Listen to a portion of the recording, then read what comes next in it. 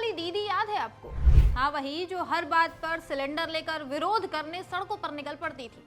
BJP का जाना माना चेहरा हुआ करती थी। तब पार्टी में इनका खूब बोलबाला था। मोदी जी की तो ये पसंदीदा नेता हुआ करती थी, लेकिन आज इनका वो हाल हो गया है कि कुछ कहा नहीं जा सकता। मोदी जी तो छोड़िए, आज इन्हें बीजेपी का कोई छुटपैया नेता तक नहीं पूछ रहा है। आलम यह हो गया है कि दीदी रोते फिर रही हैं, जगह जगह पार्टी के कार्यक्रमों में बिन बुलाए पहुंच रही हैं, ताकि पार्टी के बड़े नेताओं की नजर में आ सके। लेकिन फिर भी कोई फायदा नहीं हो रहा। इस बार भी स्मृति बंगाल में सीएम के शपथ ग्रहण समारोह में पहुंची थी, लेकिन बेचारी के साथ यहाँ भी बड़ा गलत हो गया। ये वीडियो देखिए। मंच पर मोदी जी के सामने खड़ी थी स्मृति, 2 बार हाथ जोड़े, आंखों में आंसू थे, मानो कह रही हो कि मुझसे जो भी गलती हुई है उसे माफ करिए और मुझे भी मौका दीजिए।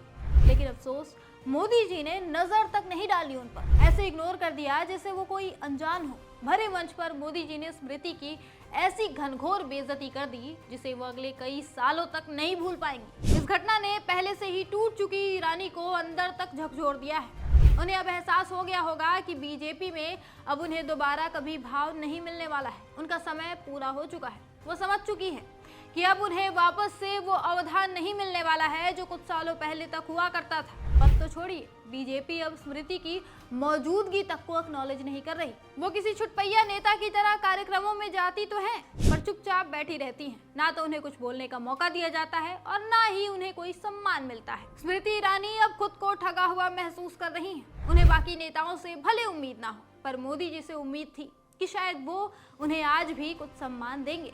लेकिन मोदी जी ही उन्हें सरेआम मंच पर ऐसे इग्नोर करेंगे, ये उन्होंने कभी सपने में भी नहीं सोचा था। आज वो अपने कई सालों के राजनीति करियर को याद कर रही हैं। उन सालों को याद कर रही हैं जो उन्होंने बीजेपी को दिए, लेकिन बदले में उन्हें आज ये अपमान मिल रहा है। क्यों? सिर्फ इसलिए कि वो चुनाव हार गए।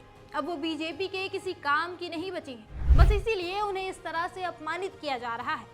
याद दिला दे, स्मृति ईरानी 2024 के लोकसभा चुनाव में अमेठी सीट से चुनाव हार गई थी। इसके बाद उन्हें केंद्र सरकार के नए मंत्रिमंडल में भी जगह नहीं मिली।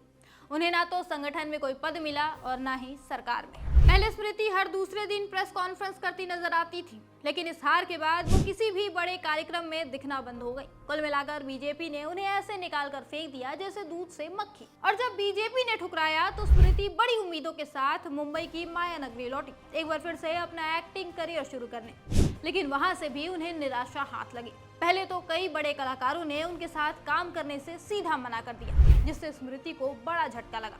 फिर भी जैसे तैसे उन्होंने काम शुरू किया। स्मृति ने वापस से तुलसी का भेष धरा, टीवी सीरियल क्योंकि सास भी कभी बहू थी में काम शुरू किया, लेकिन वो भी फ्लॉप रहा। सीरियल चली नहीं। कुल मिलाकर जिस उम्मीद से स्मृति टीवी की ओर लौटी थी वो भी पूरा नहीं हुआ और अब स्मृति कहीं की नहीं बची है। ना बीजेपी उन्हें पूछ रही है और ना ही माया नगरी में उनके लिए जगह बची है।